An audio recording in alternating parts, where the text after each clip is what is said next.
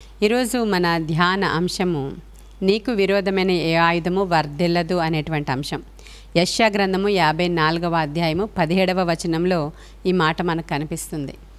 మనకు విరోధముగా రూపింపబడిన ఏ ఆయుధము కూడా వర్ధిల్లదు అని వాక్యం సెలవిస్తూ ఉంది. చాలా సందర్భాలలో శోధకుడి యొక్క శోధనలు మన జీవితంలోనికి వచ్చినప్పుడు ఇరుకులు, ఇబ్బందులు, భయాలు, ఆందోళన, రకరకాల ఒంటరితనపు పరిస్థితులు, ఇటువంటి పరిస్థితుల గుండా వెళుతూ ఉన్నప్పుడు అపవాది వేసినటువంటి ఎత్తుగడలు, లేదంటే దుష్టుడు వేసినటువంటి అగ్ని బాణములు, లేదంటే నీ విరోధి అనుకున్న వారు నీ మీద చూపిస్తున్నటువంటి కఠినమైనటువంటి విషయాలలో చాలా సందర్భాలలో మనం బాధపడుతూ ఉంటాం.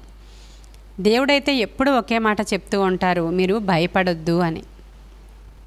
డాక్టర్స్ ఏం చెప్తారంటే చాలామంది భయంకరమైన రోగాల నుంచి బయటికి రావడానికి వారి సక్సెస్కి కారణం వారి ధైర్యమే అని చెప్తూ ఉంటారు.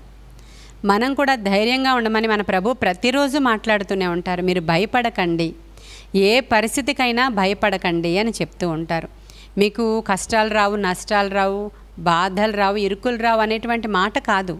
ఎటువంటి పరిస్థితుల గుండా మీరు ప్రయాణం చేసినా మీరు భయపడొద్దు. ఎందుకంటే మనం మనుష్యులం కాబట్టి సాధారణ మనుష్యులకు కలిగేటువంటి ప్రతి విధమైన శోధనల గుండా మనం కూడా వెళుతూనే ఉంటాం. కానీ ఆ పరిస్థితులలో మనకి విరోధముగా రూపింపబడినటువంటి ఏ ఆయుధం కూడా వర్ధిల్లదు, నేను మిమ్మల్ని విడిపిస్తాను అని మన దేవుడు ఆ వాగ్దానం మాత్రం ఖచ్చితంగా మన పక్షంగా చేశారు ఆయన. ఒకే ఒక సంఘటన మనం చూద్దాం. అనేకమైన విషయాలు ధ్యానం చేయడానికి ఇప్పుడు అంత సమయం మనకు సరిపోదు కాబట్టి నిర్గమకాండంలో మనం చూసినప్పుడు ఐగుప్తు దేశంలో ఇజ్రాయేలు ప్రజల మీద ఫరో చాలా కఠినమైనటువంటి పనులు చెప్తూ కఠినముగా ప్రవర్తిస్తూ అసలు ఈ జనాంగము విస్తరించకుండా, ఈ జనాంగము పెరగకుండా, ఈ జనాంగము బలంగా తయారవ్వకుండా వీళ్ళకి చాలా కష్టపెట్టాలి, పనులు చెప్పేయాలి, వాళ్ళకి అసలు ఖాళీగా ఉంచకూడదు అనేటువంటి విషయాల్ని డిస్కస్ చేస్తూ ఉన్నాడు అక్కడ ఫరో. ఎందుకంటే ఈ జనాంగము బయట నుంచి వచ్చినటువంటి జనాంగం ఇక్కడికి వచ్చి రోజు రోజుకి విస్తరించిపోతున్నారు. రేపొద్దున్న ఏదైనా యుద్ధం ప్రకటించబడినప్పుడు వీళ్ళు ఎక్కువ మంది ప్రజలు ఉన్నారు కాబట్టి ఒకవేళ నా మీదే తిరుగుబడే ప్రమాదం ఏమైనా ఉందేమో, కాబట్టి ఈ జనులు విస్తరించకూడదు అనేటువంటి విషయాన్ని రాజు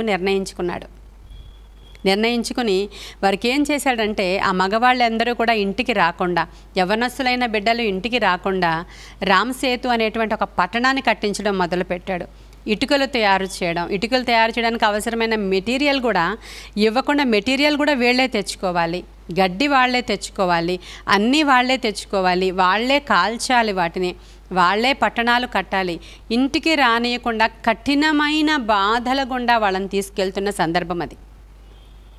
ఎందుకు చేస్తున్నాడు ఇదంతా అంటే ఆ జనులు విస్తరించకూడదు, ప్రజలు రోజు రోజుకి పెరిగిపోతున్నారు, ఎంత కఠినంగా వాళ్ళని అణుస్తున్నా కూడా ఆ ప్రజలు రోజు రోజుకి విస్తరించడం చూసినప్పుడు అసహ్యపడ్డాడంట ఇజ్రాయేలీలు ప్రజల మీద ఫరో. అసహ్యం పడుతున్నాడంట.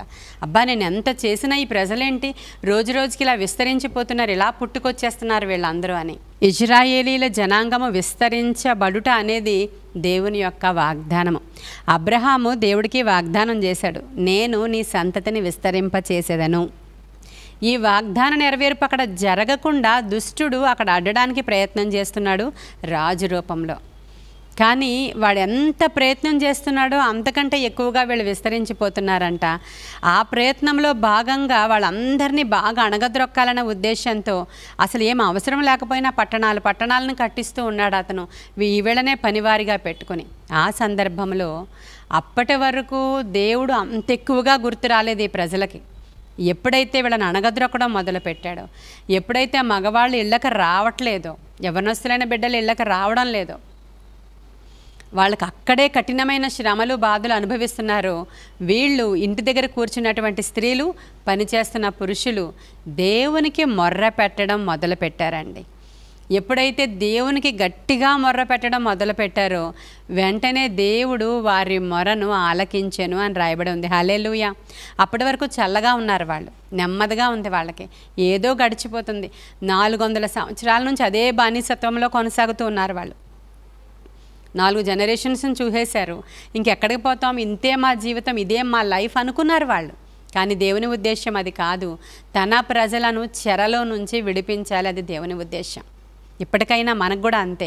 ఎలాంటి చెరలో నీవు ఉన్నా, ఎలాంటి సమస్యలో నీవు ఉన్నా, ఎలాంటి శోధనలో నీవు ఉన్నా, ఎంత కఠినమైన పరిస్థితి అయినా దేవుడు నిన్ను విడిపించడానికే ఇష్టపడుతూ ఉన్నాడు. దేవుడు నిన్ను గొప్ప చేయడానికే ఇష్టపడుతున్నాడు. దేవుడు నీకు విడుదల ఇవ్వడానికే ఇష్టపడుతున్నాడు. నీవు అనుకుంటున్నావు మనుషులు ఎవరూ నాకు సహాయం చేయలేరు, ఈ చెరలో నుంచి నేను బయటికి వెళ్ళలేను అని నువ్వు అనుకుంటూ ఉన్నావు. అలాంటి సందర్భంలో వారి మొరను దేవుడు విని వారి కొరకు ఒక రక్షకుణ్ణి అక్కడికి పంపించాడు. హల్లెలూయా. అపవాది వేసినటువంటి విరోధమైనటువంటి ఆయుధం అది వర్ధిల్లలేదు. అపవాది ఒకందుకు చేశాడు వీళ్ళని అణగద్రొక్కడానికి, వీరిని నశింపచేయడానికి, వీరు విస్తరించకుండా ఉండడానికి వేసినటువంటి ఆ ప్లాన్ సక్సెస్ అవ్వలేదు. ఇంకా రెండవ ప్లాన్ వేశాడు అపవాది. అది కూడా మనం చూద్దాం. అక్కడ పుట్టినటువంటి మగబిడ్డలందరినీ చంపించేయమని ఫరో యొక్క ఆజ్ఞ. అక్కడ ఎంతమంది అయితే మగబిడ్డలు పుడతారో ఇజ్రాయేలీలకి వాళ్ళందరినీ చంపించేయమని రాజు భయపడిపోతున్నాడు. ఎందుకంటే వాళ్ళందరూ అంత బలంగా బలాఢ్యుల్లాగా ఎదిగిపోతూ ఉంటే మా మీద తిరగబడతారేమోనని. అలానే బయటికి పంపించడానికి ఇష్టం లేదు, ఇక్కడ వాళ్ళు విస్తరించకూడదు. అలాంటి సందర్భంలో మగబిడ్డలందరినీ చంపించేయమని ఒక ఆజ్ఞ జారీ చేసినప్పుడు అక్కడ ఉన్నటువంటి ఐగుప్తు దేశపు మంత్రసానులు 2 ఉన్నారు. వాళ్ళ పేర్లు కూడా బైబిల్లో రాయబడి ఉన్నాయి. షిఫ్రా, పూయా అనేటువంటి వారు. మీరు ఇదంతా నిర్గమకాండము 1వ అధ్యాయంలో మీరు చదివితే ఇప్పుడు నేను చెప్పిన అంశాలు మీకు దొరుకుతాయి. షిఫ్రా, పూయా అనేటువంటి 2 మంత్రసానులు, వాళ్ళే వచ్చి వీళ్ళకి డెలివరీ చేయాలి. అటువంటి సందర్భంలో వాళ్ళిద్దరినీ దేవుడు దర్శించాడు. ప్రేమైన దేవుని బిడ్డలారా, వాళ్ళు ఐగుప్తు దేశపు మంత్రసానులు అయినప్పటికీ వారు దేవునికి భయపడ్డారంట. రాజుకు భయపడలేదు, దేవునికి. అది కూడా వాళ్ళ దేవునికి కాదు, ఇజ్రాయేలీల దేవునికి. హల్లెలూయా. ఇజ్రాయేలీల దేవునికి వారు భయపడి ఆ బిడ్డల్ని చంపడం, అంటే ఆ కానుపు పీటల మీదే ఆ బిడ్డల్ని చంపకుండా విడిచిపెట్టేసి వాళ్ళకి వాళ్ళే డెలివరీ చేసుకునేటట్లుగా చూసి చూడనట్లు విడిచిపెట్టేశారంట.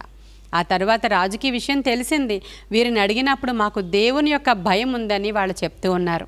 అంటే వీళ్ళు ఒక విరోధి ఒక ప్లాన్ చేశాడు, ఎదుర్కోవడానికి అవసరమైనటువంటి వేరొక ప్లాన్ దేవుడు చేశాడు. అక్కడ ఉన్నటువంటి ఐగుప్తు స్త్రీలను దేవుడు లేపాడు, అక్కడ ఐగుప్తు మంత్రసానుల్ని.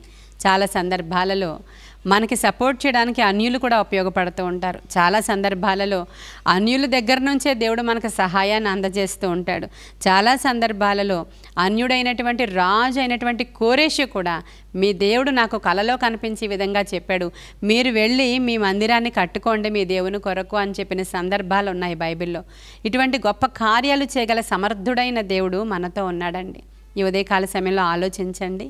నీకు విరోధముగా ఏమి ఉన్నా కూడా అదంతా కూడా కొట్టివేసి నీకు అనుకూలంగా పరిస్థితులను మార్చడానికి మన దేవుడు ఇష్టపడుతున్నాడు.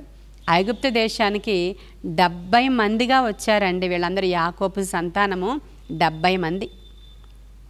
అబ్రహాముకేమో దేవుడు వాగ్దానం చేశాడు, నీ సంతతి వారిని విస్తరింపచేసి ఐగుప్తు దేశంలో నుంచి కనానుకు నేను తీసుకొస్తాను. 400 సంవత్సరాల తరువాత ఇది జరుగుతుందని దేవుడు చెప్పినప్పుడు ఆ సంవత్సరాలు అయిపోయిన తరువాత దేవుడు వారి మొర్ర ఆలకించిన తరువాత 70 మందిగా ఐగుప్తు దేశానికి వెళ్ళిన ప్రజలు చూడండి, ఆ మోషే వారిని నడిపించుకుని తీసుకుని వస్తున్నప్పుడు 6 లక్షల కాల్బలము అని రాయబడి ఉంది. హల్లెలూయా. ఎంత విస్తారంగా విస్తరించకపోతే లక్షల్లో పెరిగారు వాళ్ళు. ఒకసారి ఆలోచన చేసుకోండి. అది అబ్రహాము సంతానం అనబడుతుంది. దేవుడు నీ విషయంలో కూడా నీ ఇంట్లో కొంచెమే ఉండొచ్చు. ఇక్కడ ఆలోచన చేయండి, 70 మంది ఎక్కడ, 400 సంవత్సరాల్లో 6 లక్షలు ఎక్కడ? లక్షల మందిగా దేవుడు అబ్రహాంకి ఇచ్చిన వాగ్దానం చేత విస్తరించి ఆ ప్రజలను చూసినప్పుడు రాజుకే భయం కలిగిందంట. ప్రియమైన దేవుని బిడ్డలారా, అది మనుషులే కానీ సంపదే కానీ నీకు ఇచ్చినటువంటి వాగ్దానం ఏదైనా కానీ దేవుడు నెరవేరుస్తాడు ఖచ్చితంగా. మీ ఇంట్లో ఇప్పుడు కొంచెమే, నీ స్థితి మొదట కొంచెమే అయినను తొదక నీవు మహాభివృద్ధిని పొందుతావని దేవుని వాక్యం సెలవిస్తూ ఉంది. ఈరోజు మన ప్రభువునందు మీరు ధైర్యం తెచ్చుకోండి. మీకు విరోధముగా పరిస్థితులు ఎలా ఉన్నా, అవి కోర్టు కేసులే అయినా, వ్యాపారమే అయినా, నీకు రావాల్సినటువంటి గృహమే అయినా, నీకు రావాల్సిన ఆస్తి అయినా, నీకు రావాల్సినది నీకు చెందాల్సింది ఏదైనా ప్రస్తుతానికి నీకు విరోధంగా ఉందా, నీవు దేవుని పాదాల దగ్గరకు వచ్చి నిజముగా మొర్ర పెట్టినప్పుడు ఆయన నీ మొర్ర ఆలకిస్తాడు. శోధన సహించేవాడు ధన్యుడు. నీ శోధన సమయంలో నీవు నమ్మకంగా ఉన్నప్పుడు ఆయన నిన్ను ఖచ్చితంగా హెచ్చిస్తాడు, గొప్ప చేస్తాడు, విడిపిస్తాడు, బాగు చేస్తాడు. ఉదయకాల సమయంలో మాకు విరోధముగా రూపింపబడిన ఏ ఆయుధము వర్ధిల్లదు ప్రభువా, మాకు జయము కావాలి అని అడగండి. ఈరోజు ఈ ప్రార్థన మనం ఈరోజు చేసుకుందామా? మరి కొన్ని మాటలు దేవుడు మన వెనుకడిలో దీవించును గాక. ఆమేన్. ప్రార్థన చేసుకుందాం. మహాపరిశుద్ధుడైన తండ్రి, మహోన్నతుడైన దేవానికి వందనాలు. ఎందరైతే బిడ్డలు ఈ వాక్యం వింటూ ఉండగా వారి హృదయంలో ధైర్యం కలిగిందో, వారికి అర్థమైందో లేదో దేవా, వారికి ఏ విధముగా నాయన ఈ వాక్యం తాకిందో నాకు తెలియదు, కానీ నీ మాటలలో ఉన్న శక్తి వారిని తాకడానికి సహాయం చేయండి. వారి జీవితాల్లో విరోధముగా శోధకుడి యొక్క శోధన ఏదున్నా యేసునామములో అది లయపరచబడనుగాక. నీతిగా ప్రార్థనాపూర్వకంగా నీ బిడ్డలు జీవించినప్పుడు తప్పక వారి పక్షముగా న్యాయం జరిగించే దేవుడవు నాయన. వారికి విరోధముగా రూపింపబడిన ప్రతి ఆయుధము నజరేయుడైన యేసునామములో లయపరచబడనుగాక. ఆత్మకార్యాలు జరిగించమని, ప్రతి విధమైన శోధకుడి యొక్క ఎత్తు కూడా త్రిప్పి కొట్టండి ప్రభా. ఎలా అయితే ఇక్కడ నిర్గమకాండ 1వ అధ్యాయంలో మీరు త్రిప్పి కొట్టారో, అలాగే వారి యొక్క శోధనలు ఏమైతే ఉన్నాయో వాటిని త్రిప్పి కొట్టమని, నాయన అవసరమైన వ్యక్తులను మీరు వాడుకోమని, ఆత్మకార్యాలు జరిగించమని, నీ ప్రజల పక్షముగా న్యాయము జరిగించి మీరు మహిమ పొందుకోమని, ఈ దిన దీవెనలతో వారిని నింపమని యేసయ్య శ్రేష్ఠ నామంలో అడుగుచున్నాము తండ్రి. Amen, amen, amen. God bless you.